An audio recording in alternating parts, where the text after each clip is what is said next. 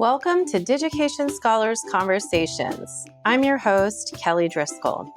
In this episode, you'll hear part 2 of my conversation with Lillian Rafeldt, professor of nursing at Three Rivers Community College.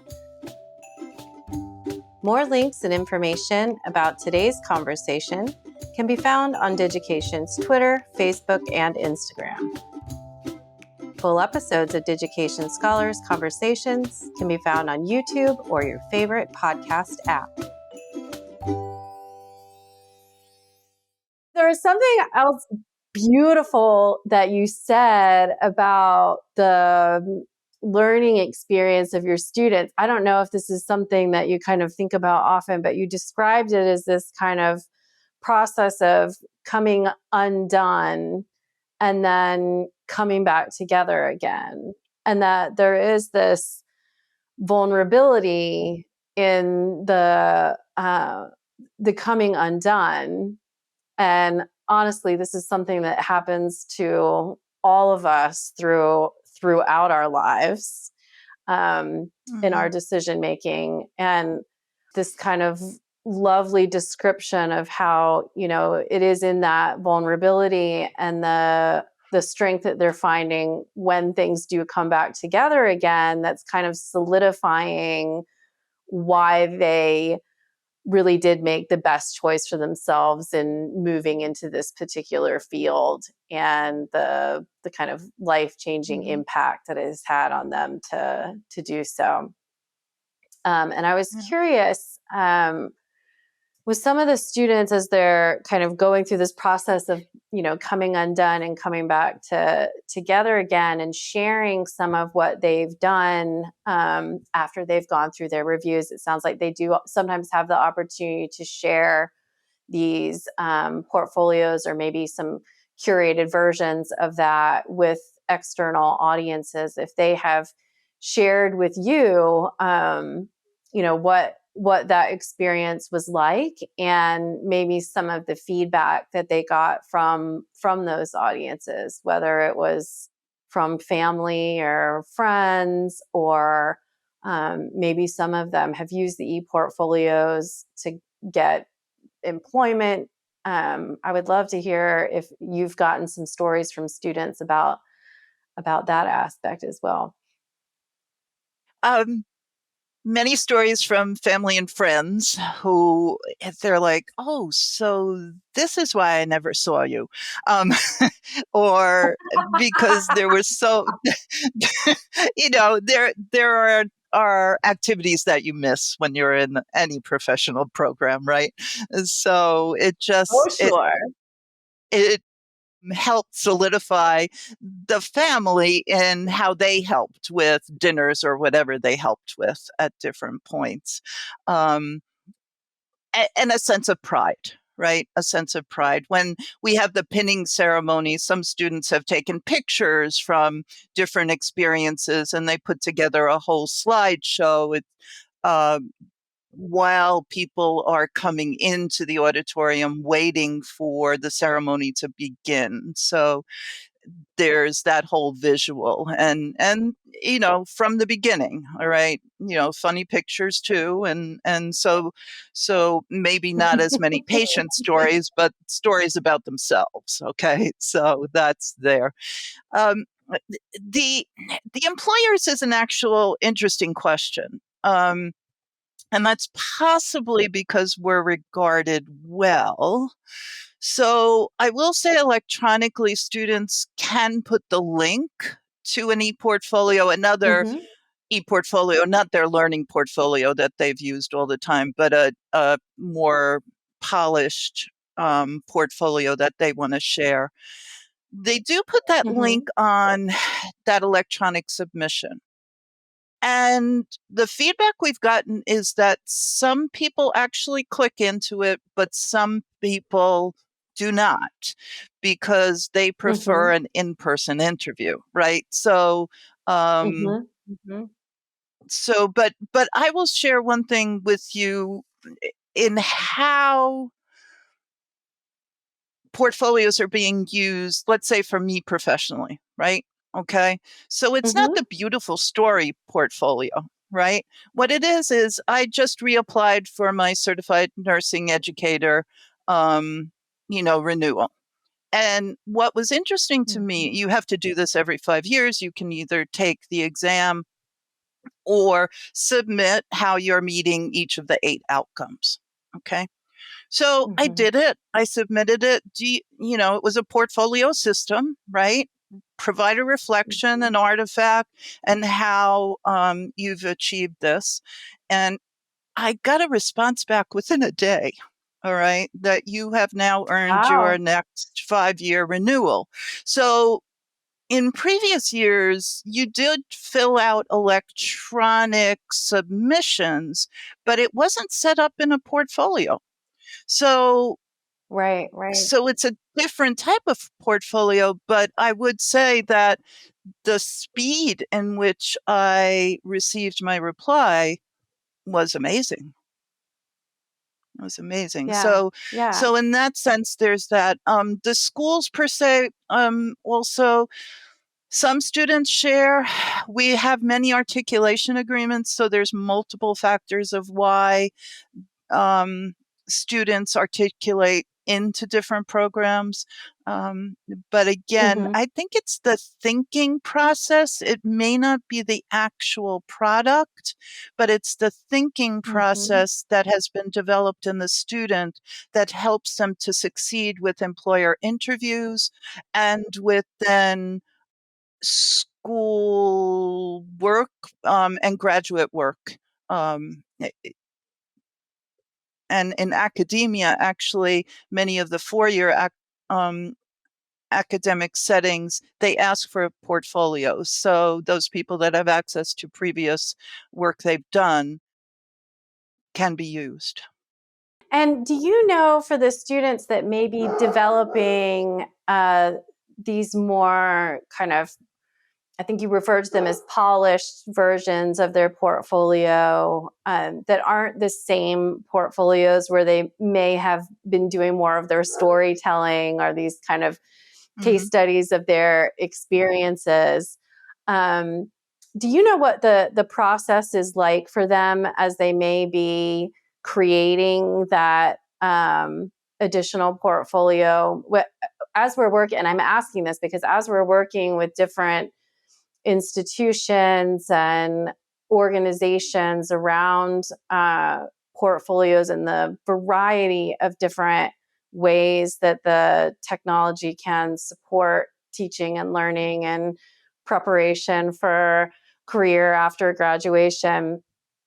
We very often get asked this question of, well, we want students to be able to create these learning portfolios, but we also want them to have this kind of showcase portfolio. And, Right. how are we going to manage that? And Jeff and I, well, and all of the kind of evolution that's happened within our product, that it's always been, a space for students to be able to create really as many kind of separate ePortfolios or collections of work and experiences that they may need to share with different audiences. So even though this question comes up so much, we're always like, well, this is how we've solved this. We make it really easy for students to create whatever they need, and that they can easily kind of copy and move things from one portfolio to another. They can add new pages, they could duplicate the whole thing and then go in and make modifications. But I'm curious if you could share a little bit about within nursing what some of the practices are specifically for your students if they are developing a portfolio that has more of this kind of um, in the field kind of storytelling element, and then what that might look like as they're creating a different version that they may want to share with other people. Right. So I mean that traditional model that they have, you put in that brief resume, you say your experience per se. Um, I do believe you might have multiple showcase portfolios because depending on the position you're applying for, you do need to match to Right. the position, right? So Right. that Right. you might have certain areas that are the same, but ultimately your goal would be there as to what you want, and then supporting evidence as to how you would be qualified to do that. Some of the, looking at the employer's website and what are their core values. For instance, one of our hospitals values integrity and communication and patient-centered care. So if you address their core values, then Right. that would be the best way to do that. Now, I do. So here's my question, though. This is my question because Mm-hmm. HR, in theory, is not supposed to know what you look like, right? In Mm-hmm. theory. Mm-hmm. Because truthfully, one of the best things I would think would be to have, maybe a 1 minute introductory video, being that Digication, you can, video actually straight through the computer itself and Mm-hmm. upload that. I mean, yes, you can use your phone and you can upload things but would that be accepted? That I don't know, because I'm not in an HR department. All right. So I don't know. Right. Yeah. And I think Um, it's an important conversation. And I think it's one that, I will continue to kind of evolve over time with technology and vary by different fields and organizations and what's accepted. I mean, I think we know now whether someone is submitting or a resume or a link to their portfolio, that the ability to simply Google someone and see mm, pictures of who yeah. they are, or Yeah. yeah, their how they live and breathe on a variety of different social media platforms. That's the reality that Yeah. we live in now, that it's very visual. Hmm. So I do think it's an interesting conversation, and it'll be something to continue to watch and respond to. And I think the more open conversations we're able to have with the organizations Hmm. that we know may be hiring from our programs and Right. institutions, and what is it that they value knowing about these potential candidates. What are they hoping that they can capture about them from their about me, or their cover letters, or their resumes, so that the kind of coaching and mentoring that we give the students is going to be Mm. in line with what the employers are looking for. Yeah. And you spoke a little bit earlier too, that some of the students, as they may be going through the process of creating these more uh, kind of different versions of their career oriented portfolios, that they may actually be creating more than one, and that they have the ability to kind of shape and model and kind of pull evidence and experiences that align with the very specific kinds of job opportunities that they may be applying for, which is lovely to hear, and I think a real asset with some of the customization available. Yep. And the one actually, if they could do a visual, I would think they should do something of what's called that elevator statement, right? If you see Mhm. somebody in an elevator who would hire you, and in 1 minute or less, tell them why they should actually hire you or interview you at least. And that would be a great Mhm. opening, right? If the visual was part of what you could do, because Mhm. it just makes sense. That quick, how most humans are. They're like, okay, let me see, 2 seconds or less. Should I keep watching? Right. um, Right, a- right. and then Yeah. somehow incorporating, if you can, besides the hard, um, resume, that you're demonstrating soft skills, right? Because most employers really, they say they can train all other types of things, but not necessarily the soft skills if you don't come with those. So that might be Right. something in all Right. those other portfolios. Absolutely. And how you might have a fit with the other colleagues within the organization, or really bring in a new perspective that they desperately need and don't have yet. And Mm-hmm. Yeah. all of these are things that I think would be incredibly hard to gather from, bullet points on a resume. But I think that we have the ability to,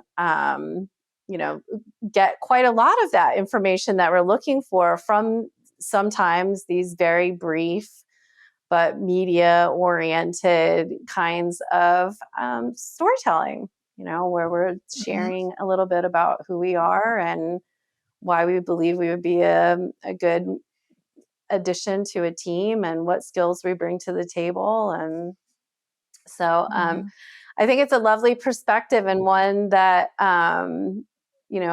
as you're kind of continuing to, I believe, be a kind of trailblazer in ePortfolios within the nursing field, to kind of keep pushing at the edges of what this technology can do for your students while they're moving through your courses and in their clinical experiences.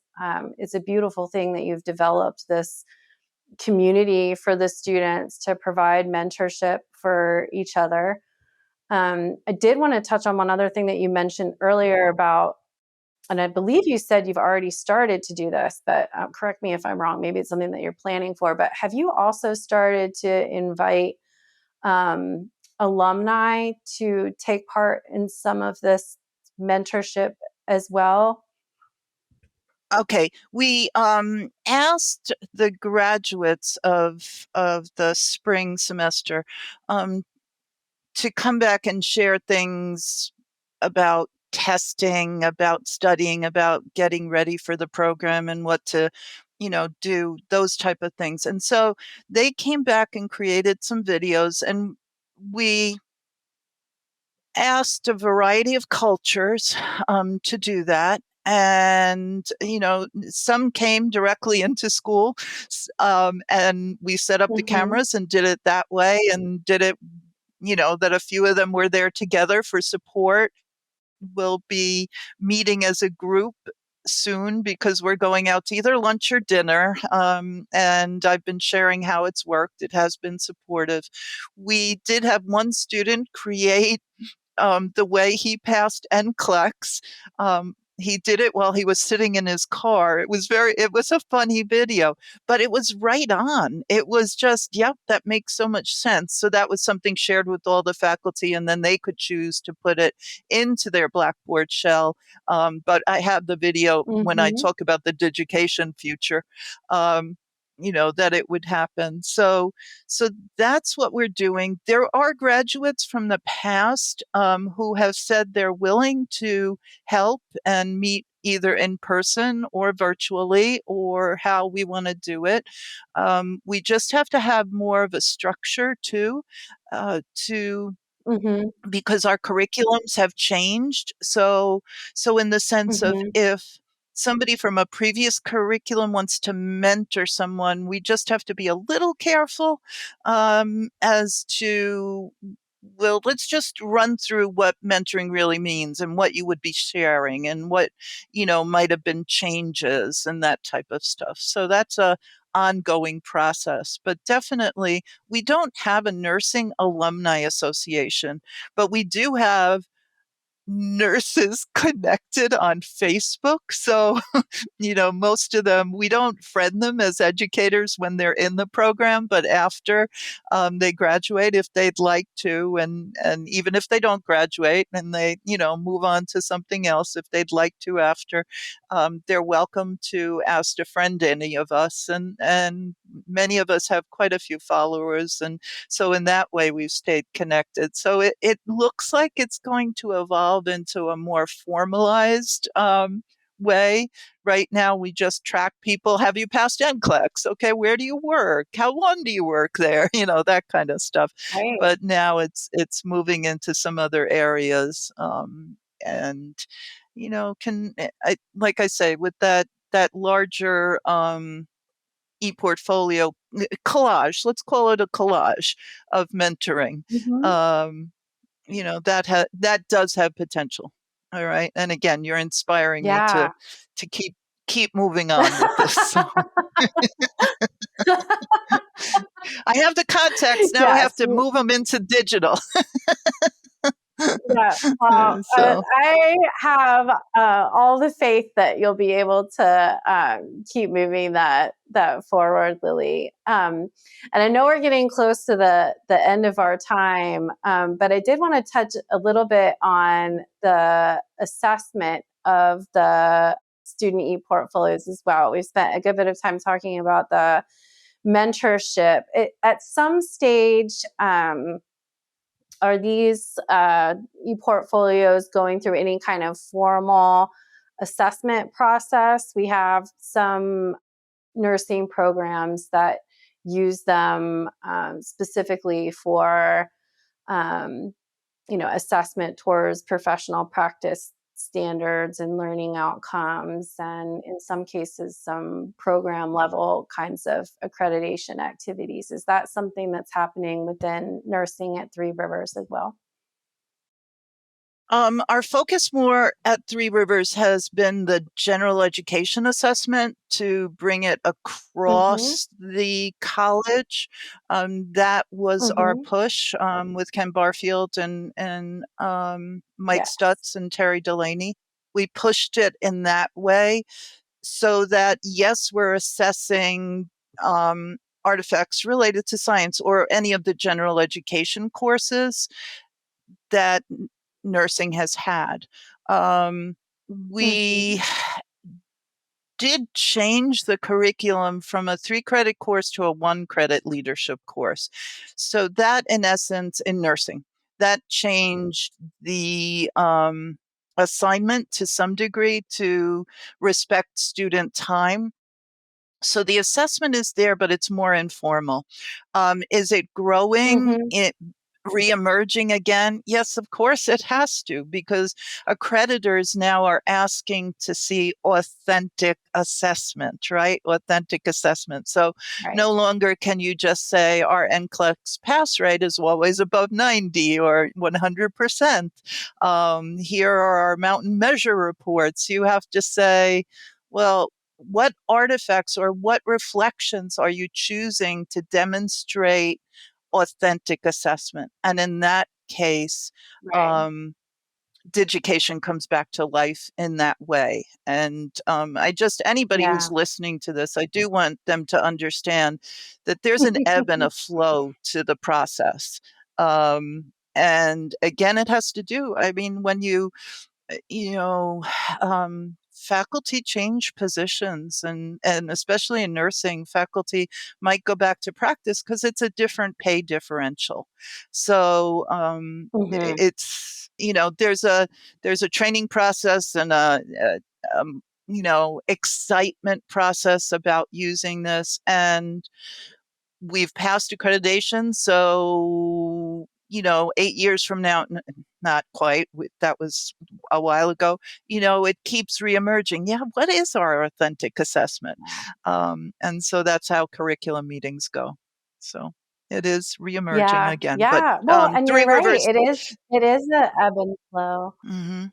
Yeah, but Three Rivers definitely, we do have that 5-year cycle of all the elements of the gen ed assessment. And, where science is diligently putting in artifacts for the whole college to review in January. And then we'll move on to our next set of, in May and that type of thing. And that's been a fun process for faculty to learn that assessment is part of teaching too, and also to Yeah. see that we at Three Rivers treat assessment in a positive way, that it's not meant to penalize any instructor. If the class, it's not a class assessment of a person, right? It's a, let's look at the college, the program, and areas we need to show. And let's say, for instance, when we looked at communication artifacts, public speaking, and we looked at those, and they were in Digication. It was fun to review. The outcomes became, okay, we need this better equipment. We need to structure the assignment differently, not who wasn't doing what. So really, Right. assessment needs to be thought of in a positive way, in a growth way. So that's where we are at Three Rivers right now.